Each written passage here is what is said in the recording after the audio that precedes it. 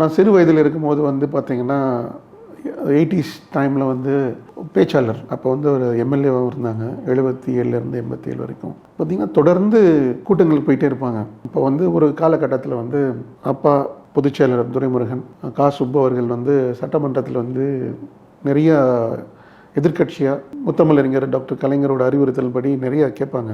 மக்களுக்காக நிறைய போராட்டங்கள் சட்டசபையில் வந்து ரேஸ் பண்ணதும் ஒரு தடவை வந்து சபாநாயகர் அவர்கள் வந்து அவங்கள வந்து சஸ்பெண்ட் பண்ணிடுறாங்க.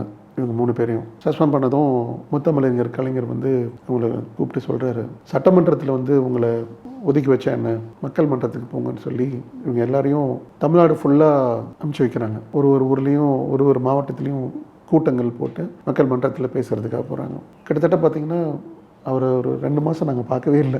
எல்லா ஊருக்கும் போயிட்டே இருந்தாங்க. 2 மாதத்துக்கு அப்புறம் தான் வந்தார். அந்த தருணத்தில் வந்து எங்கள் அம்மா தான் எங்களை கன்வின்ஸ் பண்ணுவாங்க, அப்பா வந்து இந்த மாதிரி போயிருக்காங்க.